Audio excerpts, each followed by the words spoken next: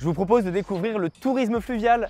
Dans cette vidéo, on va essayer une péniche. Là, on est sur un tarpon 42. On est en Bretagne, sur le canal de Nantes à Brest. C'est la première fois que je pilote une péniche. On va voir ensemble comment ça se passe.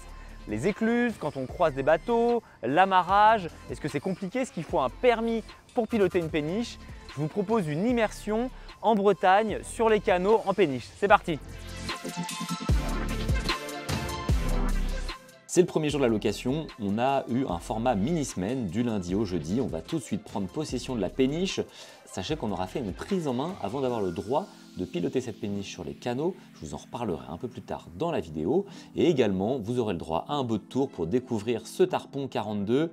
Allez, c'est parti! On se dépêche de partir puisque les écluses ferment en fin de journée. On a pris le bateau vers 15-16 h et donc on part tout de suite pour passer l'écluse de Redon, qui est l'écluse qu'on souhaite passer avant la fin de journée pour pouvoir accoster à un endroit qu'on a vu sur la carte en espérant pouvoir y arriver avant la fin de journée.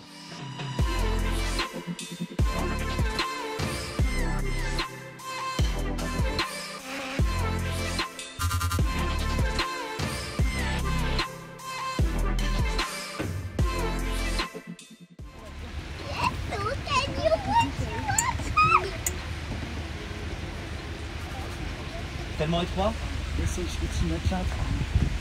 C'est fait pour frotter, je pense, hein?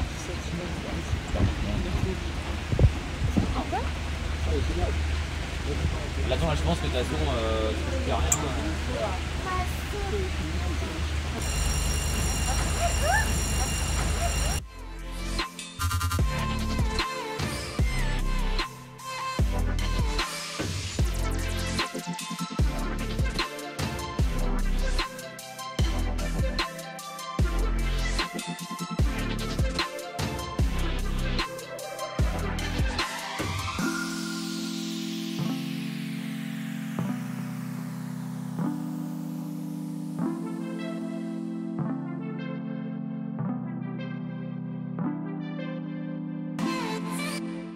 Faut-il le permis fluvial ou le permis bateau pour louer une péniche comme celle-ci qui nous a été prêtée par les Canalous? C'est un tarpon 42. Eh bien non, c'est une location comme c'est marqué sans permis.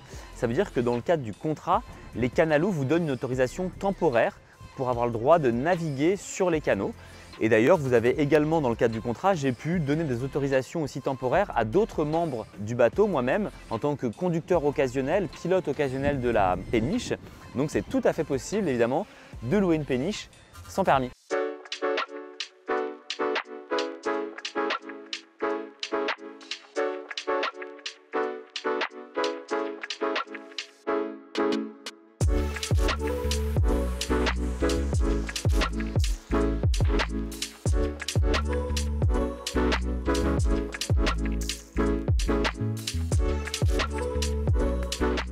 Avant le début de la location, vous avez une prise en main. Donc à la fois, on va vous montrer l'intérieur du bateau, comment fonctionne le moteur, et il y aura une mise en main pratique qui va pouvoir permettre justement au Canalous de donner cette fameuse autorisation temporaire.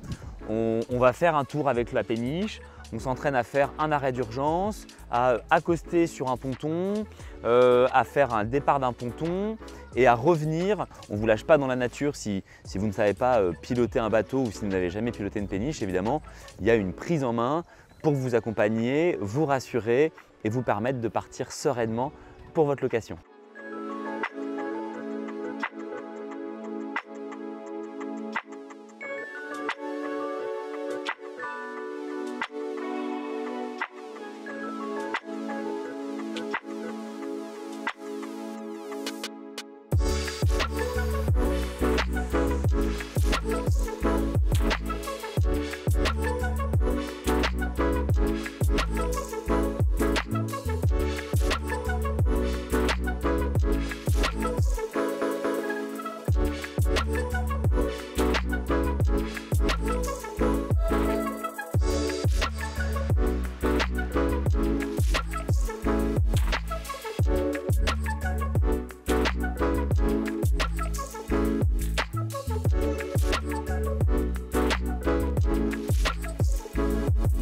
Moi, une des plus grosses appréhensions que j'avais dans cette location, c'était surtout les écluses.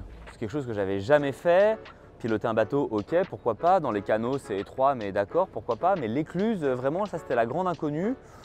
Un petit stress, mais enfin rien d'extraordinaire, mais quand même une vraie inconnue. Et je dois dire que j'étais assez soulagé parce que c'est simple. En fait, on se présente doucement, à vitesse maîtrisée, on rentre dans l'écluse et là, l'éclusier ou l'éclusière nous aide en prenant notre corde, l'enroule autour du bollard, ça s'appelle un bollard, ça ressemble à une espèce de clou, c'est une espèce de clou sur le long du quai de l'écluse, et puis il nous guide. Lorsqu'on est montant, donc qu'on passe, on est en contrebas, on rentre dans l'écluse et on monte, c'est là où on a le plus de jus puisque l'eau arrive de devant, rentre dans l'écluse et donc ça crée du remous. Donc c'est là où il faut un peu plus tenir quand même les cordes du bateau lorsque le bateau monte. En revanche, lorsqu'on redescend et qu'on va en aval du coup de l'écluse, et là c'est beaucoup plus doux puisqu'en fait l'eau qui est dans l'écluse va partir, elle va passer sous l'autre porte et donc nous en fait on ressent presque rien, c'est en contrebas de l'écluse qu'il y a des remous. Petite info, lorsqu'on était à Malétroit là-haut, c'est la plus grosse, le plus grande écluse de tout le canal, c'était quasiment 4 mètres de hauteur d'eau, de différence d'eau entre en bas et en haut de l'écluse. C'est 500 mètres cubes d'eau à chaque fois qui partent de l'écluse pour faire passer un bateau. Si vous croisez une péniche sur les canaux, c'est comme en voiture, on tient sa droite, on ralentit sa vitesse, on adapte sa vitesse et puis on se croise tout simplement. Il y a souvent largement la place de pouvoir croiser une péniche. D'ailleurs, si vous avez un problème, nous si jamais on venait pour une raison X ou Y, si le moteur venait avoir une défaillance, on a une ancre à l'avant du bateau et on peut toujours larguer une ancre, ce qui va nous permettre de nous arrêter et de pouvoir après appeler une assistance pour venir nous dépanner.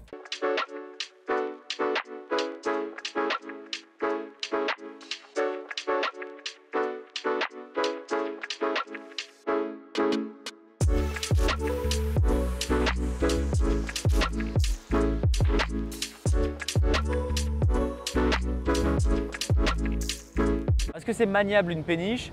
Alors j'ai envie de vous dire oui, globalement c'est plutôt très maniable. Il y a pas mal de débattements dans le volant donc ça permet d'être assez précis. Il faut se faire la main évidemment, comme tout nouvel engin qu'on prend en main.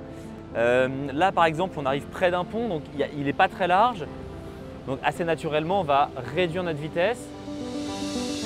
On adapte la vitesse en fait directement au niveau de la manette des gaz. D'ailleurs, petit point, on a 2 postes de pilotage donc si jamais il fait froid ou qu'il pleut, il est possible de reprendre. Vous avez un volant et une manette de gaz également à l'intérieur et vous pouvez directement reprendre les commandes aussi à l'intérieur, donc c'est pratique.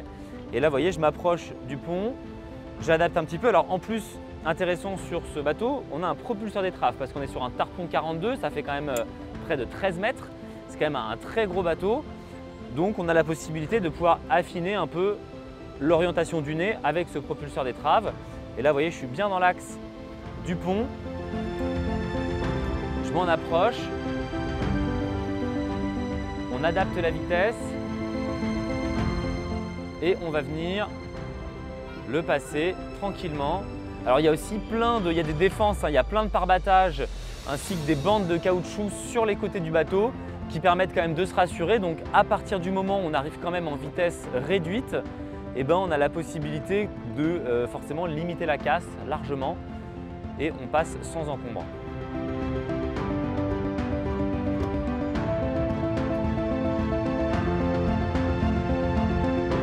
Est-ce qu'on va passer sans toucher? J'espère bien.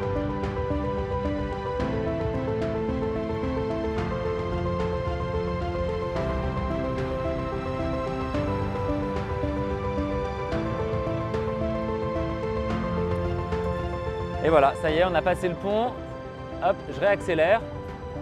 D'ailleurs, on est bridé sur le canal, on est limité. Déjà, il y a une vitesse réglementaire et ensuite, dans le cadre de la location, évidemment, le loueur, pour pas qu'on ait de problème, bride. Donc là, je suis en vitesse maximale et on est à peu près à 8 km/h.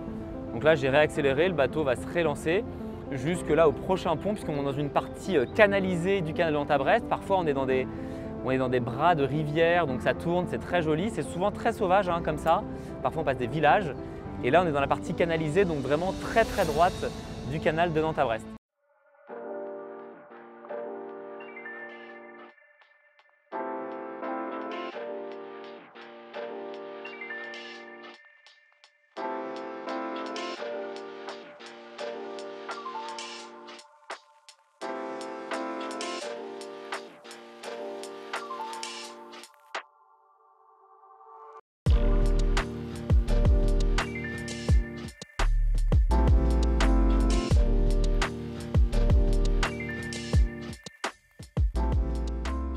Ok, on va amorcer un demi-tour dans le canal, c'est vraiment pas large, il y a à peine plus que la longueur du bateau. On va essayer de le faire sans propulseur, parce qu'on a un propulseur s'il y a besoin en backup à l'avant, mais on va le faire sans propulseur.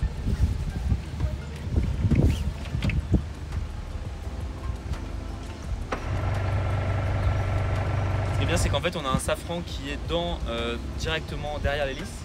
Donc en marche avant, ça tourne très bien. On fait un petit coup de marche arrière. Ok, bien, on a reculé un peu le bateau d'1 ou 2 mètres. De gauche, je ne touche plus à la barre pendant la manœuvre. Donc même comme ça, dans des endroits hyper exigus, souvent c'est plus large que ça. Hein. Là, c'est vraiment... c'est une des parties les moins larges qu'on ait.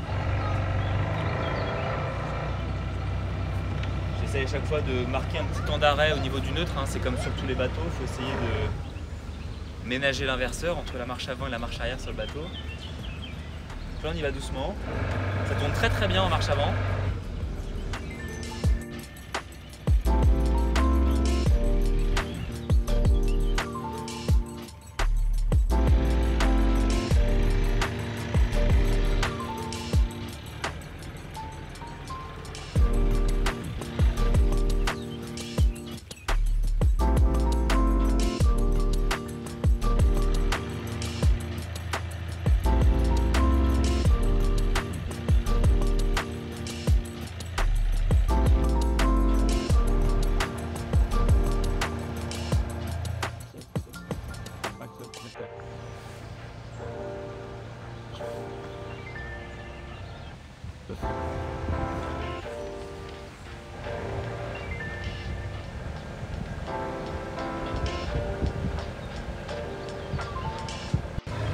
Et bah ça y est, on a fait le demi-tour, c'était assez simple, vous voyez, on n'a même pas utilisé de propulseur, ce qui aurait été une sécurité supplémentaire, mais juste avec la barre dans l'angle, petit coup de marche avant pour nous tourner, marche arrière pour nous remettre, avoir de l'eau, marche avant, marche arrière, marche avant.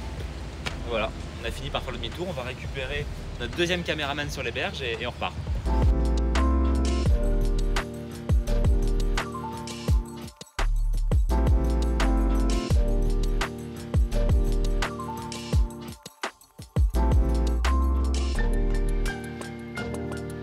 Si j'avais un conseil à vous donner, si vous n'avez jamais loué de péniche, ce serait peut-être pas de commencer par la plus grosse des péniches. Là, c'est un Tarpon 42, ça fait près de 13 mètres, c'est quand même assez long, assez gros.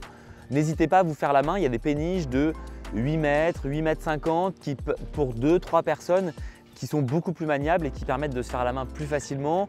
Nous, on a déjà fait du bateau, on sait comment naviguer avec des plus gros bateaux, mais même en sachant naviguer, bah, au début, on ne fait pas le malin. Hein. Quand on navigue les premières minutes avec le bateau, c'est quand même assez impressionnant. Donc c'est tout à fait possible pour des gens qui ont de l'expérience. Maintenant, je conseillerais éventuellement, pour ne pas se faire peur, de peut-être conseiller par une taille plus petite au début si on n'a pas l'habitude, avec une péniche voilà, plus petite. Et ce qui vous permettra d'ailleurs d'avoir un autre avantage qui est d'avoir un budget plus contenu. Là, pour la mini-semaine, donc du lundi au vendredi, on a cette péniche à un prix de 1 600 €. C'est quand même pour 10 personnes, même jusqu'à 12 personnes si vous voulez dormir dans le carré. En haute saison, l'été, comptez environ 4 000 € pour une semaine pour louer cette péniche pour 10 personnes ou 12 pour dormir dans le carré. Et en revanche, pour les petites péniches, pour moins de 500 €, vous pouvez commencer à avoir une expérience d'un week-end ou d'une mini-semaine sur les canaux. Donc c'est quand même très intéressant aussi d'un point de vue financier de pouvoir commencer par un plus petit modèle. Pour le soir, si vous vous demandez comment on peut s'arrêter ou sur quel ponton se mettre, et ben, vous voyez, comme ici, là où on est ici, on est à l'île aux Pies, c'est à 1 heure, 1 heure et demie de Redon. C'est vraiment un spot très sympa d'ailleurs, parce que là on a testé cette semaine hein, les canaux de Nantes à Brest. On est parti de Redon avec les canalous, sachant que vous faites la prise en main, là où on a fait la prise en main vers 16h, 17h. La dernière écluse là, était à 18h45, donc on a eu le temps de passer l'écluse de Redon, de faire un peu route. On s'est arrêté le premier soir et là on s'est arrêté également aussi hier soir sur le retour. C'était un bon spot avant de finir. Et donc vous avez comme ceci. Là, vous avez un ponton en pierre, donc là c'est facile, vous avez différents types d'amarrage, des anneaux ou d'autres systèmes d'amarrage. Donc on vient tranquillement s'amarrer, on a même de l'électricité et de l'eau ici. Vous avez d'autres pontons qui peuvent être plus spartiates où vous pouvez aussi vous arrêter mais vous n'allez pas forcément avoir d'électricité ni d'eau. Là par exemple, quand vous êtes en ville également, par exemple si vous vous arrêtez chez les canalous, vous allez devoir payer pour la nuit 10 ou 15 € en fonction de si vous prenez l'électricité ou pas l'électricité. Mais donc c'est tout à fait simple de s'arrêter le long des canaux. Vous avez même d'ailleurs à bord des piquets où vous pouvez avec une massue, et si vous avez la possibilité, si c'est propre le long des berges, vous aurez même la possibilité de planter des piquets dans la terre, de venir vous amarrer sur les piquets et vous pouvez vous arrêter comme ça le long de la berge. Donc ça c'est vraiment super. Et vous avez avant chaque écluse aussi, vous avez des petits pontons d'attente en bois avec des taquets vraiment simples. Donc nous ça nous est arrivé quand on a déjeuné hier midi, l'écluse était fermée encore. Quand on est arrivé entre midi et 2, alors les horaires changent en fonction de la saison, mais le midi elle est aussi fermée, elle ouvre le matin, elle ferme le midi et elle ferme le soir. On s'est amarré tranquillement, on a déjeuné et puis on est reparti après. Donc ça c'est très facile de pouvoir s'arrêter sur les berges avec votre péniche. En parlant de s'arrêter, ce qui est pas mal, alors nous cette semaine on est en famille et entre amis, donc on a des enfants en bas âge, il y a 2 enfants de 5 ans et un enfant de 2 ans qui sont à bord du bateau. Et ce qui est quand même cool quand on a navigué 2 ou 3 heures, c'est de pouvoir s'arrêter dans des endroits comme ici, que les enfants puissent se défouler. Et c'est ça qu'on a beaucoup apprécié aussi en péniche, c'est que très facilement, tout le long des berges, on peut s'arrêter. Et donc les enfants descendent, ils vont un peu courir et puis après on continue notre navigation. Ça c'était vraiment très appréciable. Et moi j'ai validé vraiment les 2 aspects, que ce soit avec des enfants, les plus grands, on leur a mis un gilet de sauvetage. Le plus petit, il avait aussi un gilet de sauvetage et en plus, il était attaché. Et ça a permis de naviguer en sécurité. Et entre amis, c'était vraiment cool aussi parce que là, sur le tarpon, on a une terrasse à l'extérieur. On a une péniche qui est très habitable. C'est très grand à l'intérieur. On peut dormir jusqu'à 10 personnes. On avait une cabine à l'avant avec 3 couchages, 2 cabines doubles à l'arrière, plus une cabine triple avec des lits superposés, 2 salles de bain, 2 toilettes. C'est vraiment très grand à bord de ce tarpon. Alors évidemment, il y a des tailles différentes de péniches en fonction des budgets et des destinations. Mais moi, j'ai trouvé ça vraiment génial. Ça s'y prête bien à la fois en famille ou entre amis.